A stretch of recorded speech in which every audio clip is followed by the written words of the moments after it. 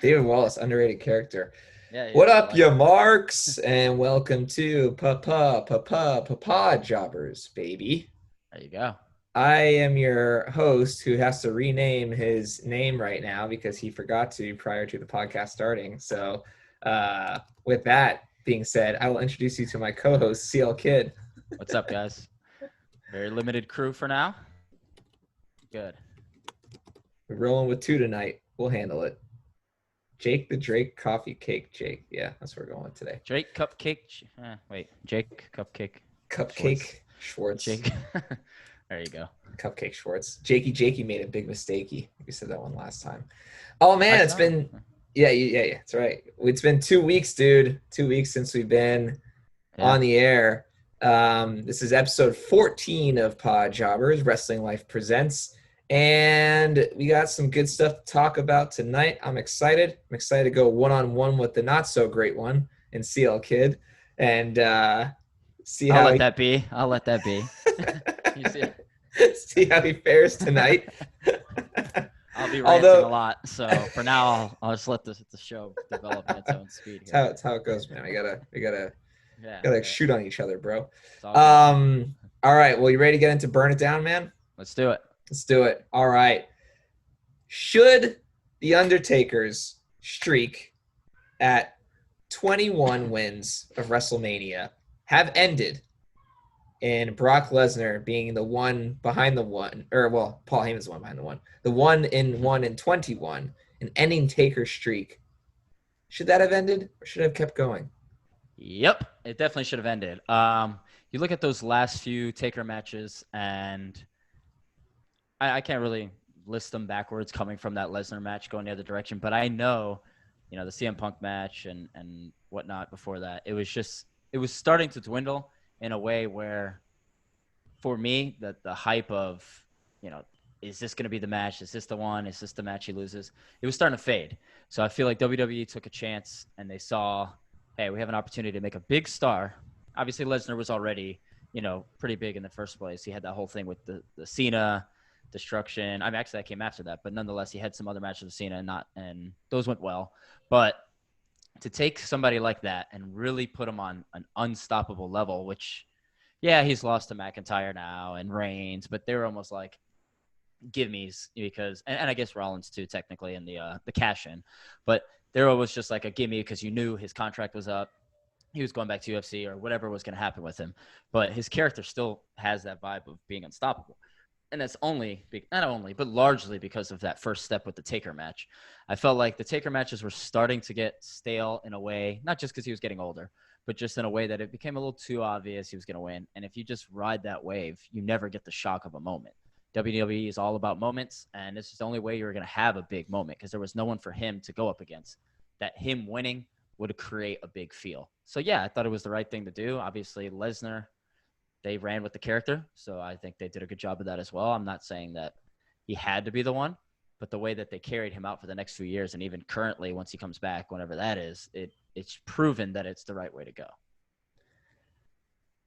I agree with you. I'm going to start off by saying the streak should have ended. It should have ended prior to that, in my opinion. I think CM Punk Okay. should have ended the streak. As did I, but I'm just a huge CM Punk fan. And I was screaming, crying. Yeah, same as you. Huge CM Punk fan, probably a little biased, but I was just screaming because I knew when he kicked out of that second GTS, I'm like, CM Punk's gonna lose. It's a matter of time, and it happened. I was watching a bunch of people who didn't watch wrestling normally, but the Undertaker, the mystique behind the streak. There was a lot of rumors going on around, I think, like his 19th win, that he wanted to drop the streak to an up-and-comer.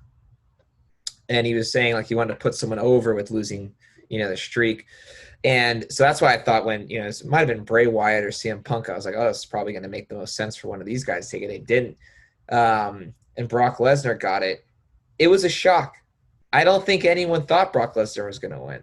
I thought everyone believed that Brock Lesnar was gonna job to him and let him go over. And so when he won, that moment was just so intoxicating. You had that dude that was like this in the third row, and Oh yeah, you know you yeah. had a bunch of people just like in shock. There was silence, and just Mhm. you see Brock Lesnar like smiling while he's sitting down, just like, oh, I fooled you, and Dude, Paul Heyman's just laughing. Oh, it's golden.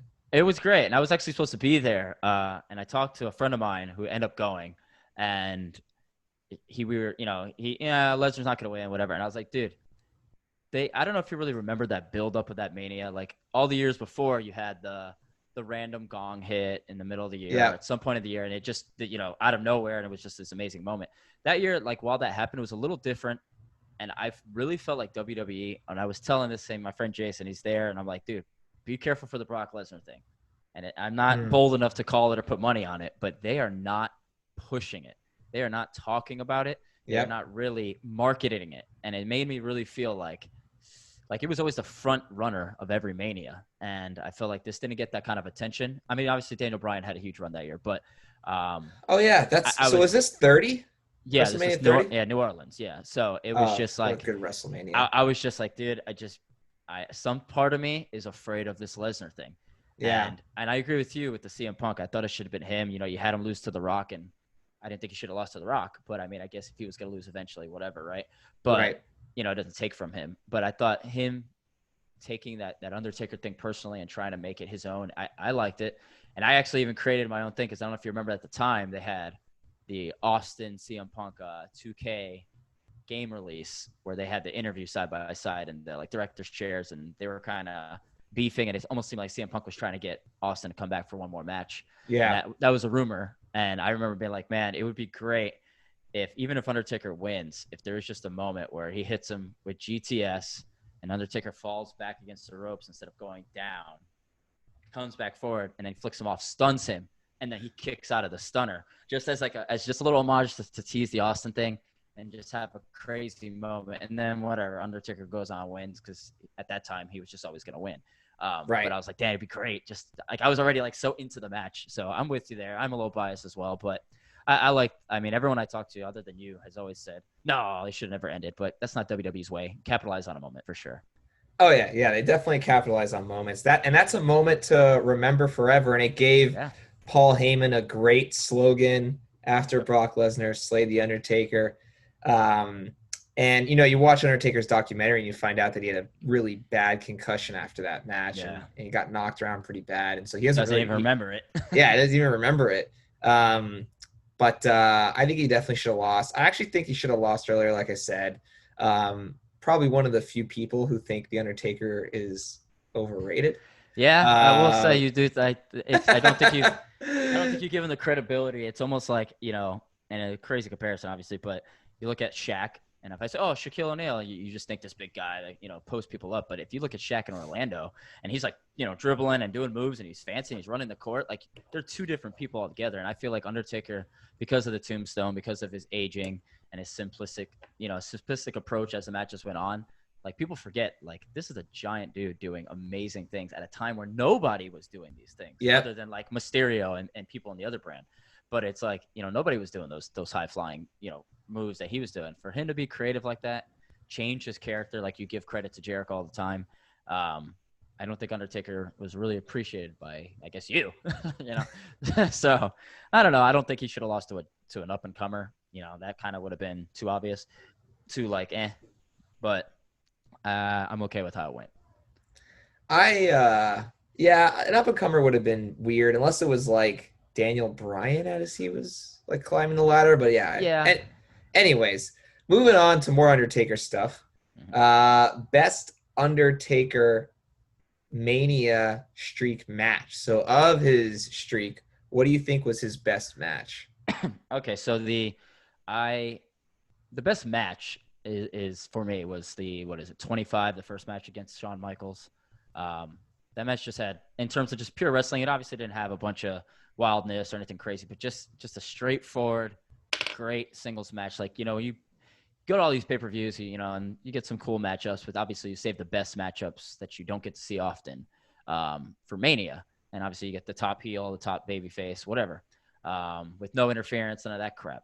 Like this match, even though there really weren't necessarily heel baby faces, because you know how those two are, they kind of keep switching. And the match didn't really have interferences or anything like that. But like the first match was just so simple to a T, perfectly done. It had every near fall you wanted. It had every move you wanted. And there's just something about it that was just so electrifying. It was so good, and it had me on the edge of my seat. The second match was great too.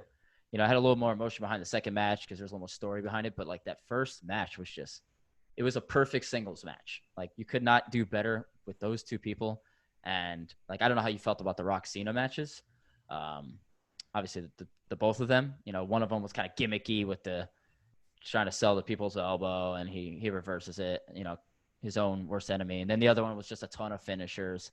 Like, not that I didn't enjoy them in their own way, but this Undertaker match was just like to a T, a perfect wrestling match.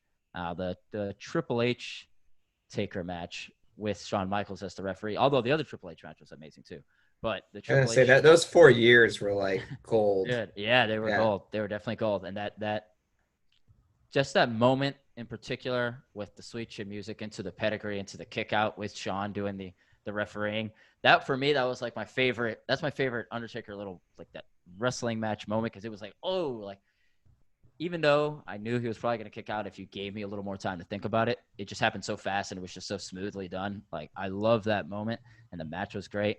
But Was definitely, that the match? Was it that one or the first one where Triple H had the sledgehammer and he got put into the and he triangle gets put choke? in. Gosh, I think it was the opposite match was the triangle choke, because if Shawn Michaels was the referee, he wouldn't. I think it was a pin that Shawn Michaels counts to end the. Okay.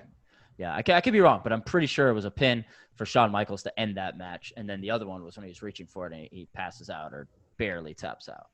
Yeah, So that moment was so intense for me because I was like, all right, yeah, he's got the sledgehammer. He's gonna do it. And then, oh, you yeah. son of a like I'm like, you gotta be Wait, kidding were me. you pro Oh, like okay? So I every wanted the year, Undertaker to okay, lose for so me many too, freaking years. me too. I like every match. I'm like, I don't care about this streak. There's no streak. The only streak I ever cared about was Goldberg's streak. Okay. After that, I don't care. WrestleMania streaks, whatever. Like, I love the streak, and the reason it's weird because I'm just like you. Like I'm one of those people that if I go to a sports game and my team's winning by like 20, I enjoy that. But when the other team starts coming back, a part of me is rooting for them because I want the game to be exciting. Like I okay, came here for excitement. Now, obviously, I want my team to win, so I don't want it to come to the point where the other team comes back and beats us. But the same thing with the Undertaker, where it's like I want the Undertaker to lose because I want to see that upset. I want to have that moment, and the near falls were just amazing all those years. But hmm if he loses, that's it. Like the mystique is gone. So now it's over. And I look forward to this every year. I look forward to that gong hit every year in the middle of the year where it's just like, it goes off out of nowhere. And like those are my favorite moments in wrestling throughout those years that I like can't wait to happen. And now he loses and that's gone. So part of me was like, it was torn. Like I'm like, oh, I want him to lose, but the second he wins, I'm like, thank God. So I can have this again well, next year. my parallel universe version of me, my brother from another mother, Jacob Anthony Moses, is saying he wanted him to lose to Triple H or Cena. That's it. So Okay. I losing to Cena would have been interesting. I was okay with losing to Cena had it been earlier. Obviously they had that little Cena thing afterwards where it lasted like 5 seconds or whatever, when Cena bought a ticket or did whatever the hell he did. And Jacob Anthony Moses, good guy. But the Cena match didn't come at a time where I think a lot of people expected it to come, and not based on storylines, but had it come at like 15 or 16, who knows at that point? Like I think I would have.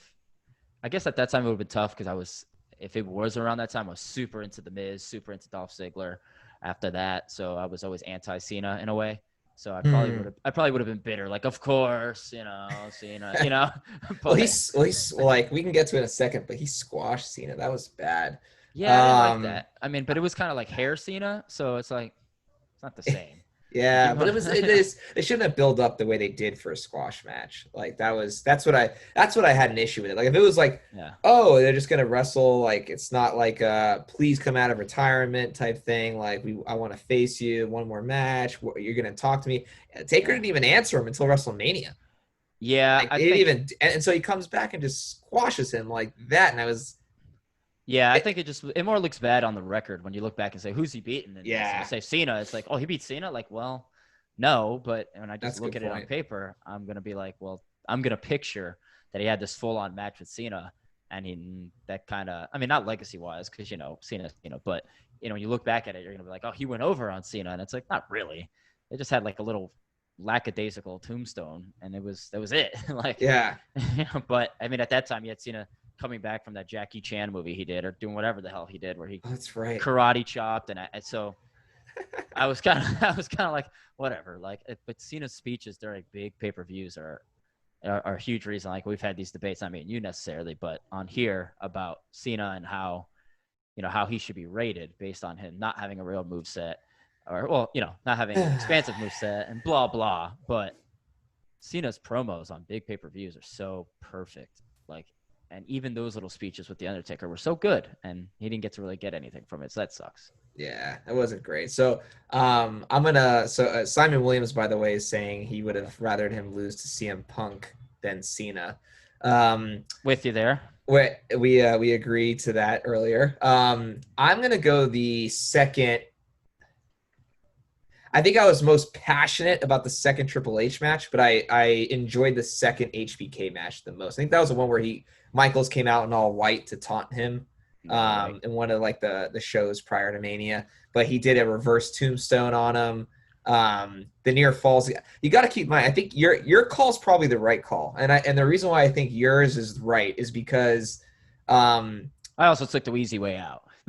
well, So, I mean, there's nothing wrong with just going with the right choice. Like, if that's the best match, it's the best match, even if people are to complain that it's newer era or whatever. Like, you're right. There's nothing that tickles my fancy like near falls. If you give me a ton of near yeah, falls where I'm like at the edge of my seat going, one, two, oh, like that, for like, sure, for yeah, sure. like that's gonna get me out of my seat. And so that's why the second HBK match is the one that was my favorite, is because I was at Hooters in college, and the whole Hooters place, like, there weren't many wrestling fans, and so they weren't watching the whole WrestleMania. And then, like, that match, people were going nuts, like watching a boxing or an Dude, MMA yeah, fight. Like, it was they were so into it. So I think that kind of got me hyped up. And like, Tombstone kick out, switching music kick out, switching music again kick out, Tombstone dude, again kick out. I Like, know. it's It's like, so well done. Like I was talking about earlier with the Rock Cena match, the second one. I know the Rock had the torn ribs or whatever, but like there's yeah, that's just right. so many finishers that in the beginning of it when you don't know there's gonna be that many. It was like, oh, finisher kick out, oh, reverse. It was just amazing. But then it's like 35 finishers later. Like, why am I expected to believe that was the one that was gonna do it? Right. But nonetheless, the one you're talking about, the Michaels match and even that Triple H match, they did it well. They did it great, and I'm kind of missed that. And I'm like, damn, no more Undertaker matches at Mania. Well, Essentially, I feel like it's now like, I mean, I don't miss it in it's a way it's like I want it back because it's not it's going to be what it was. well, I think it's also common that near falls is a thing at pay-per-views, especially major pay-per-views. Like, Yeah, anytime I see the initial finisher, I'm like, they're gonna kick out. Where in the back of the day, I'm like, Stone Cold's a stunner, that's a wrap. Rock hits the yeah, rock bottom, that's a wrap. Now it's like, someone hits their finisher at a pay-per-view. I'm not I don't know. Not yeah. see It's kind of reserved to like better pay per views now, right. Exactly. like the big ones. Yeah, whatever. It is what it Um, is. did you watch Fighter Fest? Yes, I did. I don't want to seem any way, but I did kind of skim through like the tag matches, Yeah, and because I like the tag division of AEW more. I mean, not necessarily more than I like the tag division of WWE, but sure. it's they give it a little more attention over there in a better way, and I just don't like Omega in a tag and blah blah. So yeah, but I did. I definitely watched Jericho, and that's probably where we're gonna head with that anyway, right? So Well, that's what I was going to ask. Is, I mean, that was the last match. It was a 2-day event, which was really interesting. They made it a 2-day yeah, event. spaced it out Um, too. yeah, spaced it out. Pretty solid overall. I don't think I was incredibly impressed like I have been previous AEW pay-per-views, but the Jericho Cassidy match. I'll start on this Okay. one. So the question is, do you think it delivered to the hype? Um, Absolutely, in my Yep. opinion. I was like, this is amazing. And what I even loved about it more was that Cassidy came out swinging. He didn't do his gimmick right away. Actually, he did it later in the match, which made it even cooler. So he's finding ways to keep it freshly squeezed, but keep his gimmick fresh. And I think that's important because a gimmick like that can go stale pretty fast. But they just, man, he carried. I can't believe I'm saying this. I felt like he carried Chris Jericho. Like he sold moves for Chris Jericho that sometimes Jericho looks stiff in his older age. Jericho looked great. And they just, just the aggression, the ferocity, the speed. Cassidy's got lightning quickness, but it's matched with like a brute aggression that just makes you like, oh, I want more. It's like kind of like AJ Styles. It kind of reminds me of AJ Styles' ability, and they just back and forths. He kicked out of the bat hit plus the what's it called? Lion's Hammer. No. Oh no, he didn't kick out. What's it called? Holy shit. Actually, it's funny. I was just watching it a second ago too. Oh my god, Face Buster, but it's not that. No, keep going. All right. I'll think of it while you're doing that. Yeah. So, I just was like, oh my god, like he kicked out of it. Like this is legit. They're really selling this. It was the headlining match, which for Cassidy, that's something new. Sold it well. And then in the middle, they're both exhausted, and he starts doing his little leg kicks and he's doing leg kicks. Like, okay, and then he does a real sweet chin music. Like he switched it up, so like Jericho is like, come on, and then boom, like gets hit with the real sweet chin music, and you're like, oh shit.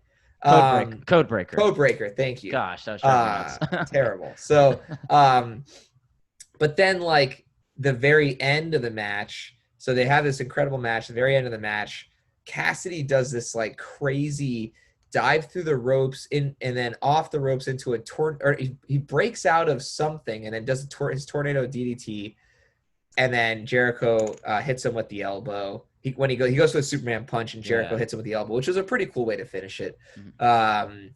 But man, what a freaking match. So, but yeah, what do you think? No, that's great. I was gonna say, so before I answer my part, is do you think the right person went over based on all that? I think they had to. Unfortunately, I think they had to have Jericho go over because hasn't he lost his last few matches? I mean, I know he lost. I missed 1 week, and not the week right before this, but the one before that, he lost the match. Well, he lost. But it's like he lost the belt to Moxley.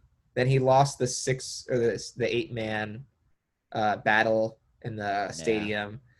I don't know. That was kind of different, yeah. I think they should have let Cassidy go over on him. And that would have been smart for his potential. But I don't think it hurts him at all. I don't know. I think either man could have won or lost. It didn't matter. Yeah, especially man, I am blanking on who it was in WWE that had a match like so similar to this, where they, obviously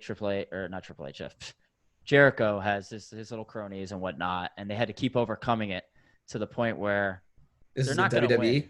This is Chris Jericho? No. It's, Chris Jericho has his own little cronies in his career now. But I'm talking about in WWE, somebody was trying to overcome, obviously, whoever they're going against, plus like 2 or 3 other people in the entirety of the match. And for so long, I almost believed they would do it. And Cassidy, like last week or 2 weeks ago, I guess, we were talking about this match. Was it Dolph Ziggler in the Survivor Series match? I think, I don't think it's that, but Dolph Ziggler is the first person, like you said, you compared Cassidy to AJ Styles in the way that he can kind of like go different ways with things. I actually compared him a lot to Dolph Ziggler when he was I could see that too. Yeah. When he was first coming up, and I love Dolph Ziggler. I love Orange Cassidy. But I think I'm okay with Jericho going over. And the only reason I'm okay with it is because part of me trusts AEW to do the right thing now with Orange Cassidy. Whereas with WWE, like I feel like a loss like this for Cassidy, while we're like, oh, that's an amazing way. Like if he's going to lose, he lost in the best way possible. He overcame finishers. He overcame the bat. He overcame, everything. And he looked great and he sold great. And like you explained about Jericho, I was talking about 2 weeks ago that I like the clash of their styles in terms of the speed and things like that. So I was interested by the matchup. But I think Cassidy in WWE in the same situation would continue to get buried after this. Whereas in AEW, a loss for him in this way, I think they can really elevate him. I think they can do something bigger with him, and he's proven that he's a main event star now. And I think they know that. And I feel like rather than judging like, damn, he lost, he's going to go back down like in WWE, where now he's going to be fighting for the Right. United States Championship, and you wasted his momentum. Like, I don't feel like that happened here. So I think he will get a better push. I think he will stay in the main event picture, or he should, So if he doesn't, then I think it's a bad way for Jericho to go over, because Jericho can absorb losses. But if they push him the way I think he'll push him, I'm okay with the way it went. The match was an A, though. It was great for sure. I mean, well, they could have a follow-up match where Cassidy goes over, and maybe it's like a Hardy Triple H thing where Jeff Hardy had lost like the first 2 matches of Triple H, and then he finally went over to win the title. I considered that as well. I just don't like that concept in wrestling at all anymore. I think it's stale. I think you have to eventually just choose somebody. And I don't like the repaying the favor feeling. So I feel like if that's the case, you're just, basically telling us that, we want Cassidy to go over, but we have to keep Jericho where Jericho is. Therefore, he has to win the first one, then Cassidy can go over. But it's just but then you're taking away from you're missing the suspense of that second match. But I think honestly, the second match already eliminates some of the suspense, because if I feel like a guy like Cassidy deserves to go over, okay, then he probably is just gonna win. And if he does, I already kind of saw it coming. If he doesn't, then I'm like, oh, what the hell? Like, you just continue to bury him. I'm even more upset. So it's like a lose-lose situation for someone like me. Whereas if he just wins the first one, you get a pop of a moment. It's amazing. And this is Jericho. Like Jericho he can come out the very next week, say something stupid, and it's gonna go over, and he's fine. This is not, yeah. Moxley And they could have made it like not a complete clean finish to give that edge of like. You can do that. It sucks. I don't think wrestling has only so many things you can do now. Yeah, because they painted themselves in that corner. Yeah, I guess we'll find out what happens. Let's go to Pusher Barry. Let's do it. Let's do it. Daniel Bryan live Zoom during Gulak versus Styles match. Pushing or bearing that approach? I will push it for now. I don't know if you saw that segment. Gulak's having his match, and with who was that? AJ Styles, right? Yeah. You just said? Yeah, AJ Styles, and they have Daniel Bryan come in, and he's on the Zoom, and that's cool because that's kind of a trendy thing, obviously, right? And he, sometimes you get these people down with the actual announcers live in person, and they can take away from the match because their timing isn't as good as a Michael Cole or something like that to know where it's gossip time and to know where it's shut up and let the match develop time. And I like the Zoom calling because I felt like it wasn't constant.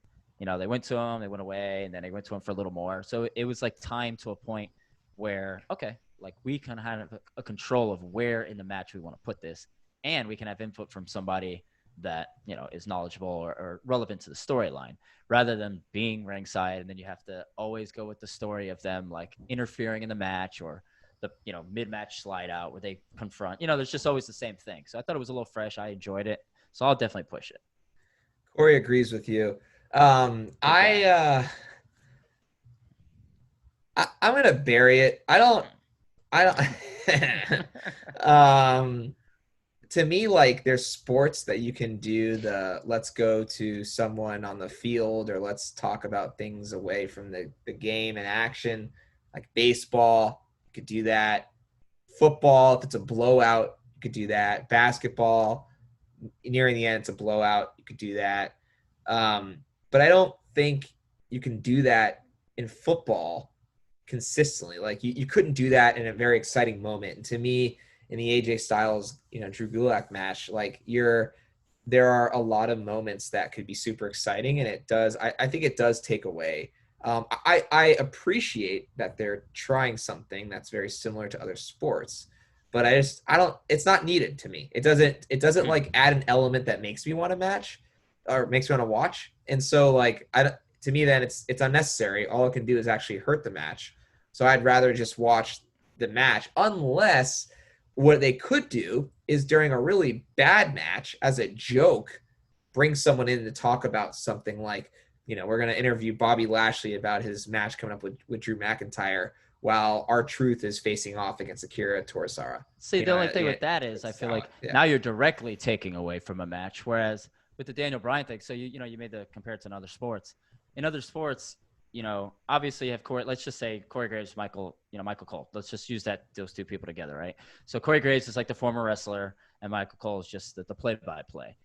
In other sports, you constantly have a knowledgeable take on what's going on in the game. They're running this play because this package is set up jumbo on one side, the tight end, and it's explaining during each replay.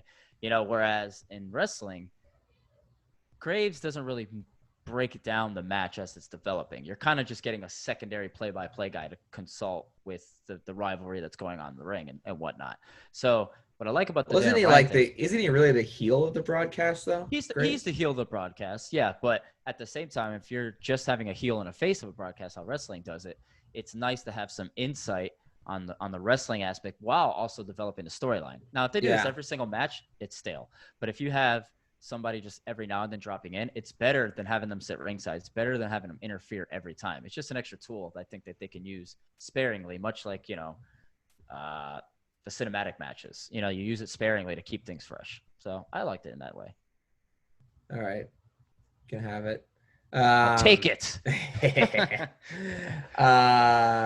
Pushing or burying Bray Wyatt versus Braun Strowman in a Wyatt swamp fight. You think it's going to be a cinematic match? Gosh, yeah, okay, so let's go both ways. What the hell is a Wyatt swamp fight? So I want to bury this because yes, what the hell is that, right? But I love the fact that the Wyatt character is back in that way because it doesn't feel like it's back to stay. So it kind of freshens you up and doesn't keep pushing the Fiend. It pushes some different elements. It keeps it fresh, right? So I love that. Hate Strowman. He's probably a bottom 3 person for me. But I don't know what this is going to be. Is this going to be like the compound match with the Hardys back in the day with them? Or is this going to be like the Randy Orton? Sure. Right? Or the Randy Orton. I compare that more to the first example. I was going to say. I see what you're saying. Yeah. Like the Undertaker, AJ Styles type thing. The cinematic stuff, yeah. Yeah, so it's like, if it's going to be cinematic, I'll give it a chance because Strowman for me is like, there's no winning with the Strowman match for me. Like if he loses, that's great. But he's not going to though. This is another way for Strowman to win without beating the Fiend. To win without beating him. Yeah. And it's just like, if that's the case, which we feel like that's the case, either way, even if he loses, there is no Strowman match that I'm like, that match. Did you see the Strowman match? Like, there's never a Strowman moment for me that I'm excited. Now, I will say I did like when they were trying to, at first build his power and have him knock over things and lift over trucks. And every week there was a bigger showing of that. That was kind of a cool thing for him that made it fresh. But I don't really like his in-ring matches. I don't really like much about him. I'm not going to be a big hater on him because he's just a big guy that gives you a little more. So that's good. But in that way, like, go ahead, experiment, do whatever weird ass shit you want to do with this match because I'm already going in like, Strowman. So it can only go up. So yes, I will push that, regardless of what it is. First of all, I hate Strowman too. He's been on my list probably twice, I think, since we had the list. Yeah, me too. Yeah. I think is a waste of space. That's why I'm burying it. I have no interest in this match, other than just to see the swamp and what that's like. But I could care less about Strowman. Sure. He's gonna win.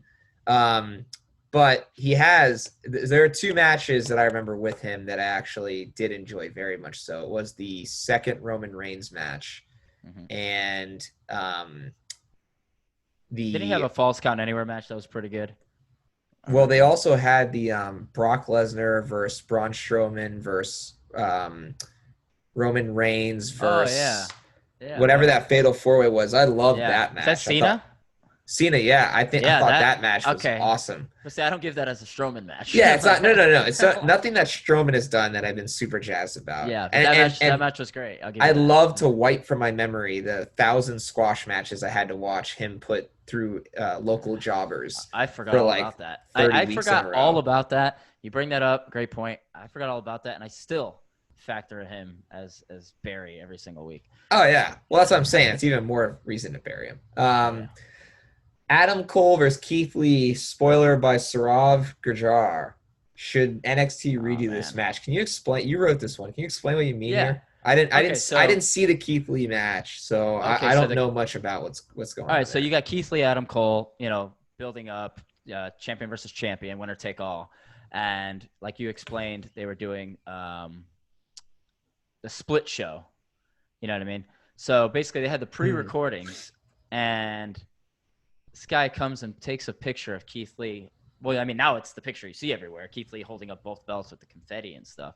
He posted on his Instagram before Oh the my match actually. gosh. Yeah, like in the middle Pull of the the week. Tony Schiavone. Dude, yes, in the middle of the freaking week, he posted it, and obviously I didn't see it live or anything, but you post it, people screenshotted it, he took it down, but it was too late, and then Keith Lee goes on to win anyway.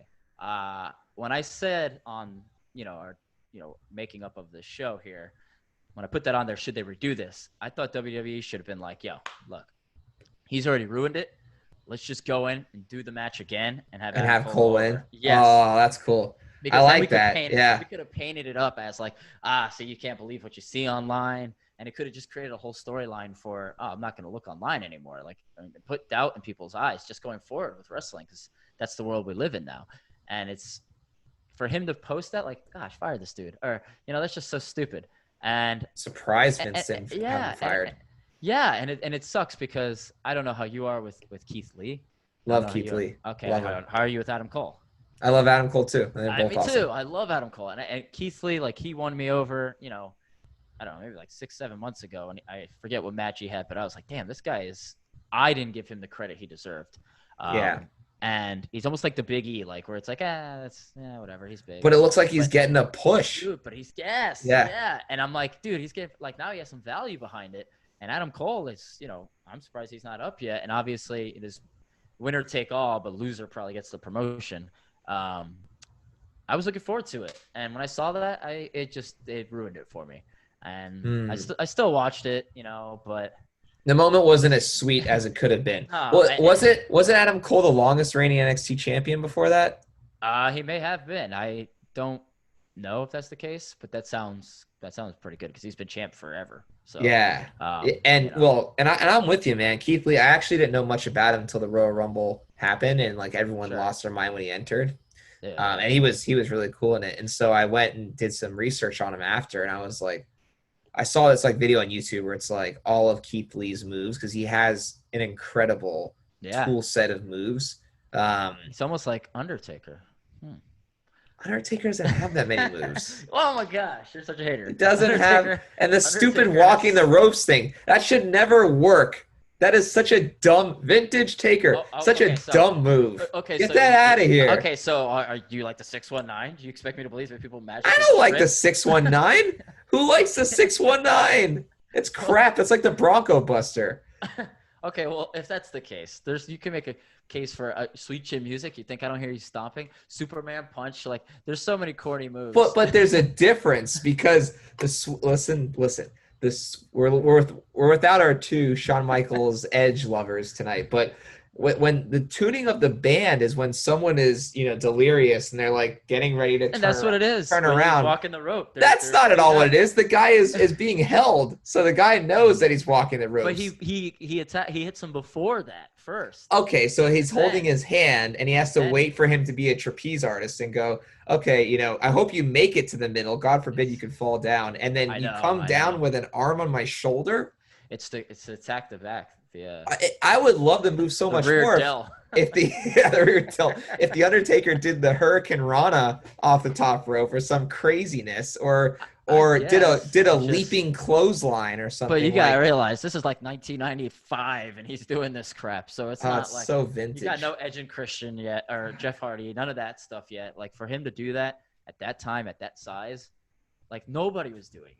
I'll give it to Undertaker that he does the Russian leg sweep. It's an underrated move, so I'll give it to him that he does that. But Keith Lee definitely underrated. I actually happy for him. That's awesome. He won. Yeah, I had just gotten into him like maybe a couple of weeks before that Mania. So I was like, oh shit, look, Keith Lee. Like, I didn't think much of it. I was like, this guy's not bad. And then the Rumble. I'm sorry, Rumble definitely even more so. I was like, oh man, like I didn't go back like you did and watch more, but I definitely was like, woo, like even watching him recently and going, oh, this guy's pretty good. I still undersold him. So I like Keith Lee. I like Adam Cole more because I just like his character. But if this is an Adam Cole promotion, even better. Yeah, I think it. Well, isn't that typically the case? Someone loses the title, they get called up. They get called up, yeah. Yeah. Um, who? Dolph Ziggler, Rey Mysterio having some secret stipulations. Rey Mysterio is really mad at Seth Rollins. What He's the angry. hell do you think an eye for an eye match is? Because at first they were pushing, oh, it's an eye for an eye, but it actually looks like I it's hope going to it's not they be both have to wear eye an patches eye for an eye match, during the a match. pirate match. Yeah. Arr. Yeah, We're going to give you the 619, matey. Your favorite move. With one eye, you'll never see it coming. You'll never see it coming. Walk the plank. Oh gosh, No, I have no idea. Maybe they lose and they have to voluntarily have their eyes smashed in. But then it'd be a regular singles match. This is like the stipulation. Like what is it? The only way you can win is by doing the corner of the stairs and taking out the guy's eye. Oh, that makes it interesting. I like that. But now it's like that's just so not curb believable. stomp on the stairs with his eye going to the stairs. I like that. Or Son heel turn. Like it's gonna happen. Somebody's heel it's turn gonna in that family, happen. and that's gonna be Rey Mysterio's last match. Anyway, but Rey Mysterio will be 82 years old, and finally Dominic will turn heel, and Charlie will shout in the air for this finally happening. Yeah, I knew it. I'll push it out of curiosity. Dolph Ziggler. What's the stipulation there? He is horror show, or is that just the title? No. That's the title of the pay-per-view, which I'll get to later. But I don't think he has the stipulation said yet. It's secret. So, are you a fan of the secret stipulation, or do you want to know? I want to know. Want to know? I think with two I guess it's two different types of anticipation. But okay. If it's gonna be some stupid last man standing stipulation, come on. I mean, what match? Okay, so what match do you think Ziggler would actually be able to elevate his chances in? Like ladder match, right? Or what? A handicap match. Yeah, I thought about that. He's gonna have someone to help him out. I feel like he's starting to finally get a singles push again. Yeah. So I don't know. What did you think of Heath Slater's promo? I thought Heath Slater's promo on paper was great. It was an A in that regard. I don't think he gave it the energy it should have been given. Like as he said it still kind of came off nervous or like inexperienced almost. Okay. I loved everything he said though. Like on paper, I gave it an A. Especially for Heath Slater. I always liked Heath Slater though, but obviously a lot bigger now before he goes to Impact. I'm hearing or wherever. But I like the promo. I didn't like the fact that it ended up just being a little squash match. I would have liked to see him push McIntyre a little bit and maybe even a little, I don't know if it warranted all this, but maybe a little Ric Flair, Shawn Michaels, I'm sorry, before he gives him the big boot out of this company thing, Oh, Corey just said Drew cannot use the Claymore. Anymore? That's it? It's gone? That's the stipulation. He can't use the Claymore to win. Oh, that's the stipulation. Okay. Yeah, so I like that. That's good, but I am gonna bury. But I'm still gonna bury too. I'll bury that half of it. I guess I'll bury the whole thing because I don't know what the hell is gonna happen with this Rey Mysterio thing. But I'll push the half that says the mystery of it. It keeps me a little intrigued for the matches as they come on.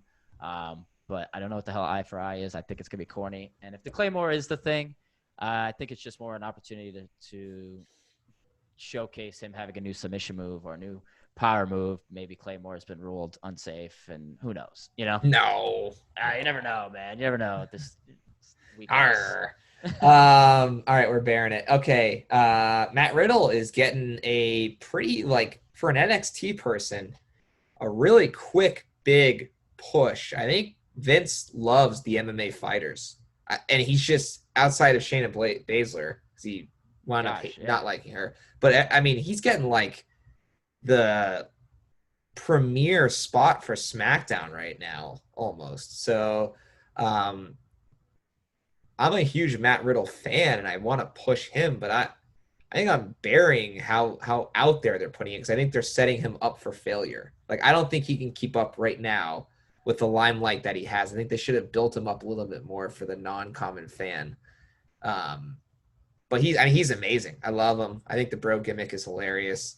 Um, he hit a move this week. What do they call it? The bro to sleep Bro to sleep. instead of the go to sleep. Yeah. That's classic. I laughed, but I didn't like it. Frostbite, dude. That's why he wears sandals. That's not why he wears them.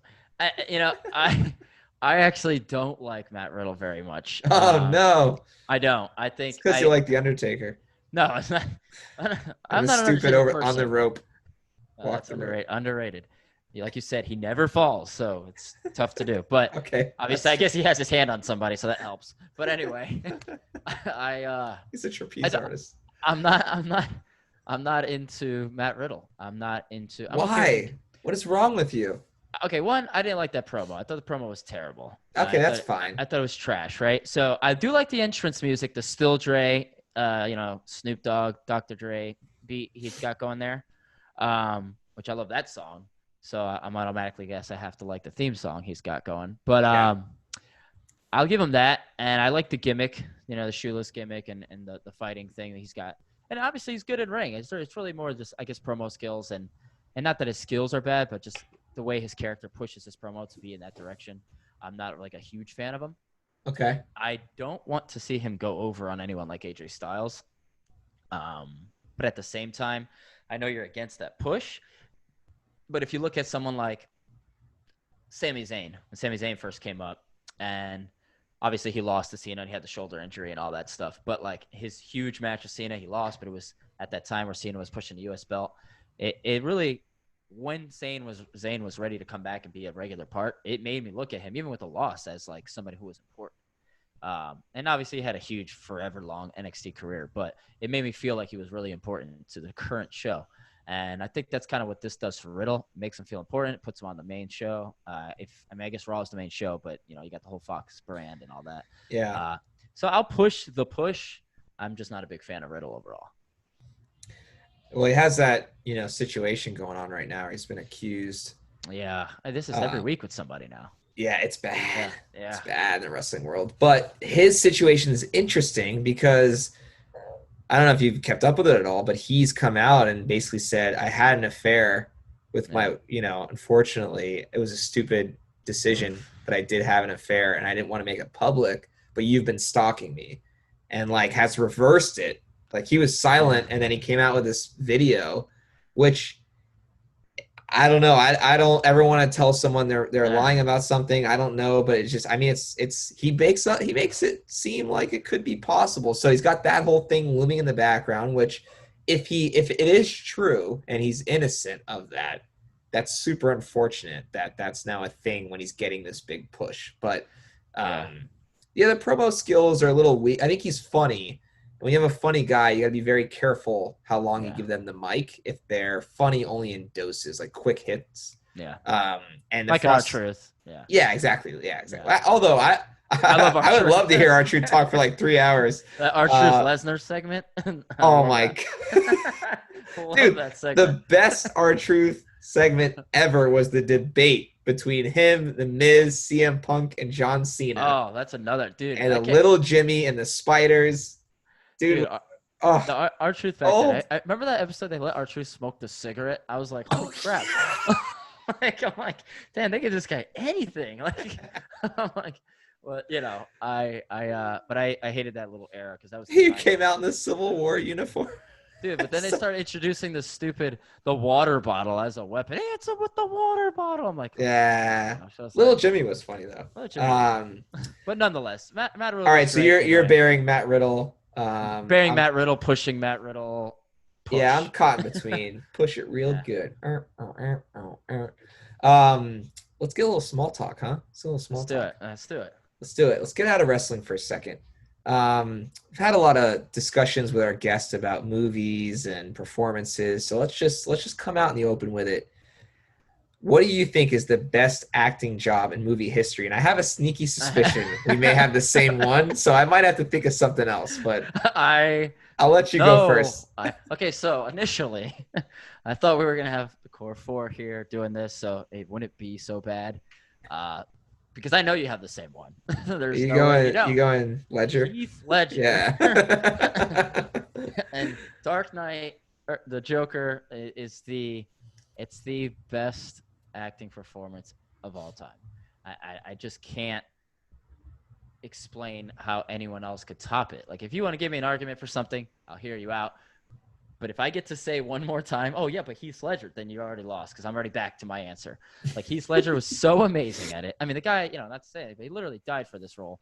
He perfect all the way through, believable character, not just a superhero movie character, like an amazing, believable acting job that really sold. Because you look at someone like Robert Downey Jr. with Iron Man, Robert Downey Jr. with Iron Man, and it's like not an amazing acting job in the way that like he had to deliver this big emotion so many times or any of those Right. things, but he sold the character perfectly. He made me love that wit and that character, and everyone liked Iron Man because of it. Then ends at the end with him crying and end up dying, and the whole Spider-Man love that he had with him as a son. You going Almost. Robert Downey Jr. here? You going Heath Ledger? I'm going Heath Ledger. It's not even close. All right. Well, But let's hear your reasoning.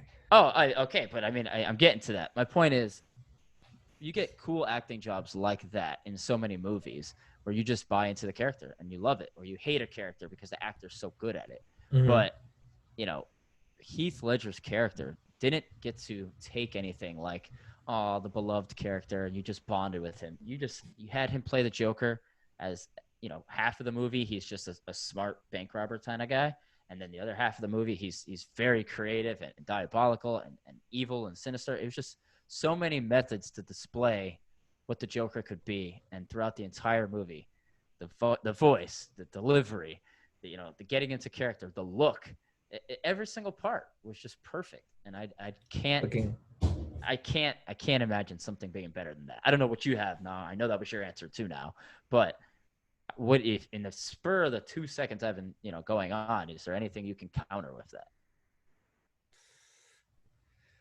I mean, I think it is the single greatest performance of all time because your points around the research and getting into character behind it, showing up to set in character. I'm a huge method actor fan.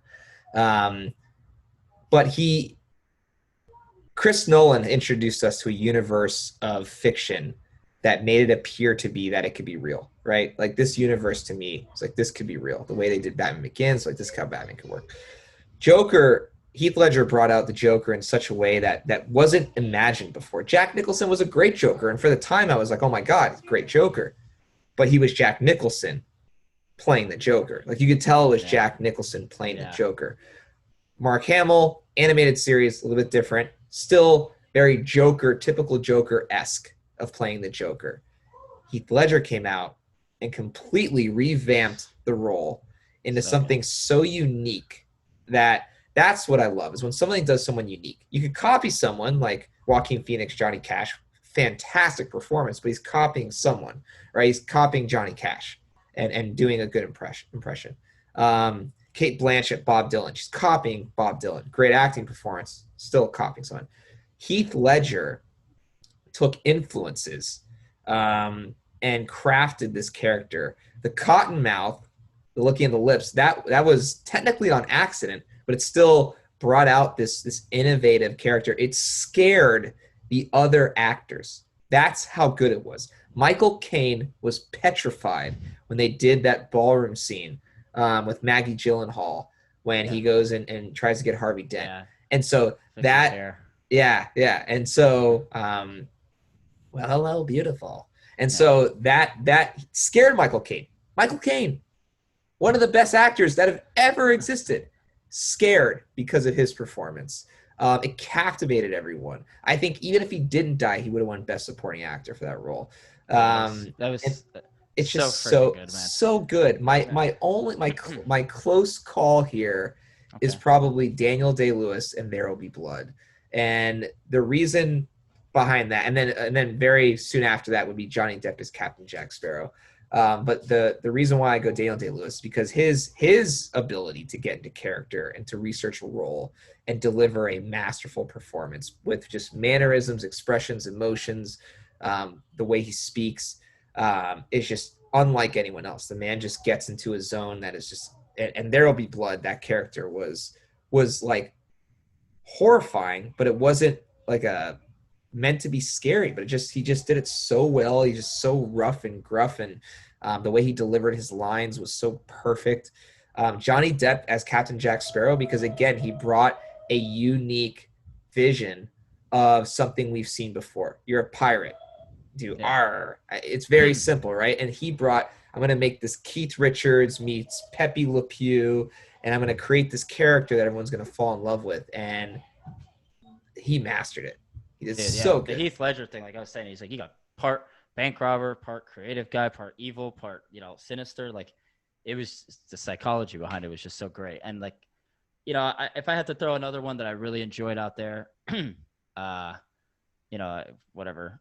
Definitely, I don't know if you watch Django, but I loved Leonardo DiCaprio's push on that, like how great he was. Obviously, that's a racial movie, and there's a lot of conflict in that movie, but just how well Leo gets into character in many movies. Well, what about the fact that he kept acting even though he smashed his hand? Smashed his hand and still stood through the scene. Bleeding and still did the scene. And that's good acting. He's top. He's probably my favorite actor of all time. So I definitely even what's Shutter Island he did really well on. So there's a lot of people that get into their characters super well, but this movie was just so amazing overall. I can't. Christian Bale's he's my favorite actor. Christian Bale's top 5 for me. Performance in The Fighter as the brother.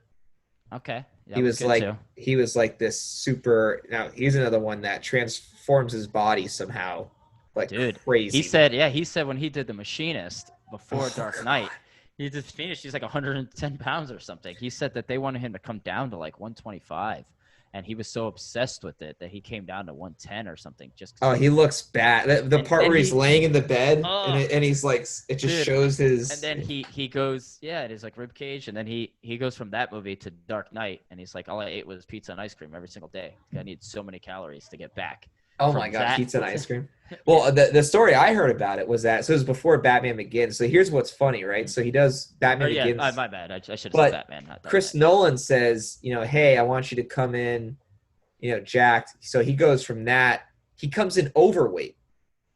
He comes in. He bulked up so much. Yeah. Chris Nolan was like, I need you to drop weight. After that movie, he then goes and does Rain Over Me. Rain on Me. He was a prisoner of war, so he then lost back down to 135 for that movie, and then did Dark Knight after that. It's back up to 240, 250 again. He loves that weight fluctuation. It's God, it's insane. It's insane.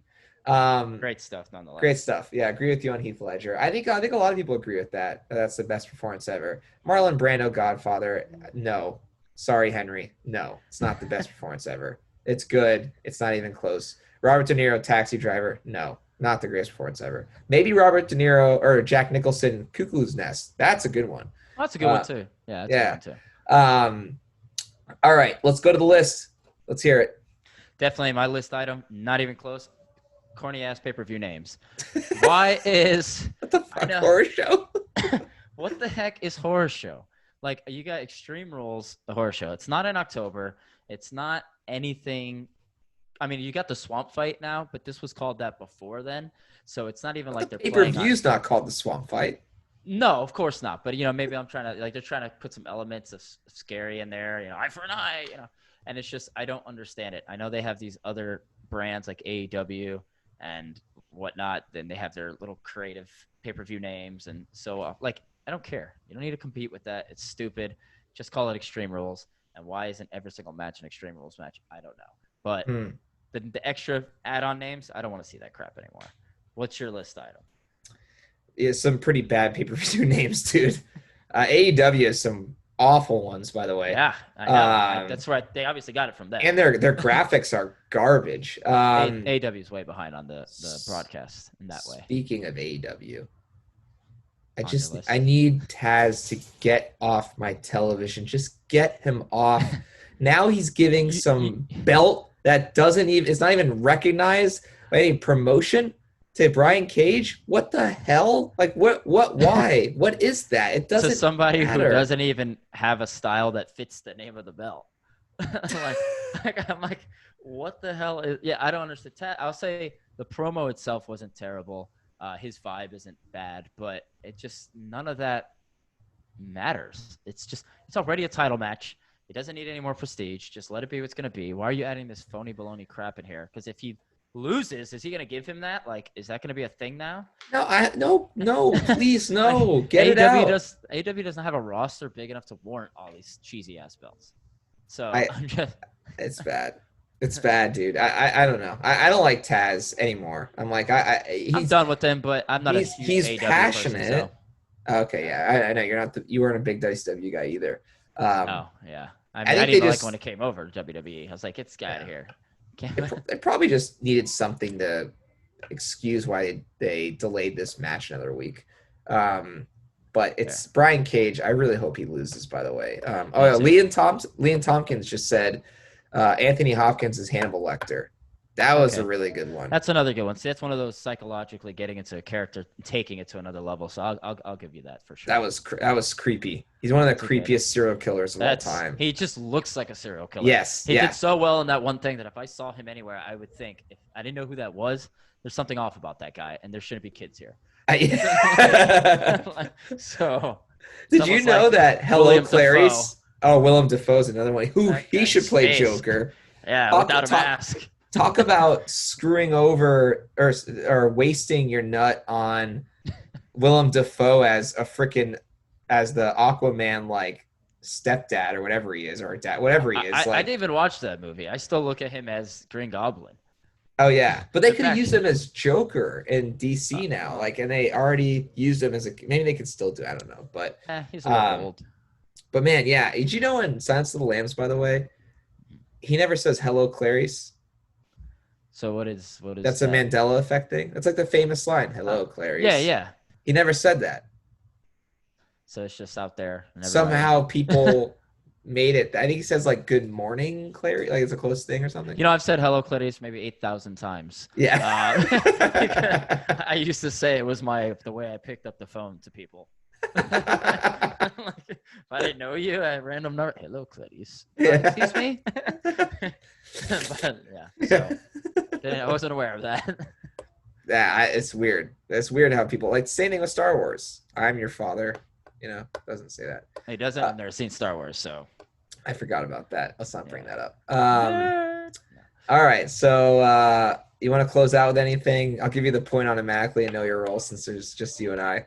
Yeah, that's a good way to go.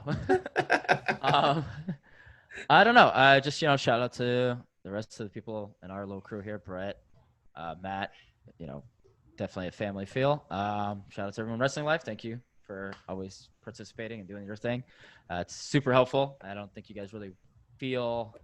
Obviously, we just name drop here and there and things like that, but the more the better. If there were constant comments and constant things like that, it would make it even more entertaining. Kind of gives us something to play off of, almost as if, we don't know what we're going to say. We don't rehearse what we're going to say. We don't really know each other's answers outside of maybe the list going in. So it's nice to have those interjections. It takes us in a different direction, makes it feel fresh. So participation. Natural. I read your notes and I'm like, what the hell are you talking? What you write this for? Yeah. You're like, oh yeah, this. I'm like, I might call my secretary. No. But yeah, no, definitely appreciate any, subscribes or any of those things for sure. Thank you guys. And Jake, another great job. Loved it. Hit us next week. Check us out. Pod Jobbers on YouTube. And what's our Instagram and Twitter handle? Pod Jobbers. Pod Jobbers. So check us out on Twitter and Instagram as well. Also, Ball is Life, or Football Life, I think is next. They have the Audible coming up tomorrow. Okay. But yeah, Ball is Life. Leon and Jacob, we're challenging you. LeBron versus Jordan. Let's have it. Let's combine shows. Let's get it. Let's get it done. Get this going. Aren't you a LeBron person? I am. Then I'm joining them. Oh, okay. Well, then I'll be on my own side, but we need to face them because you'll be on your own forever. Because that's no fine. one should ever pick LeBron over Jordan. I think you should because he's a superior athlete. So I'll go LeBron. Corey Maggette was a superior athlete to LeBron, and he's not a great player. So who was the guy that slept with LeBron's mom? Oh, Delonte West. Delonte West, better shooter than LeBron. But, that's okay. No way. All Sam right. Jones. Well, gauntlet's been laid. Let's get our podcast together. But next week we might have a return guest, so we'll see. We'll see what happens. But until then, see you later, Marks. Next week, Pod Jobbers, the non-horror show.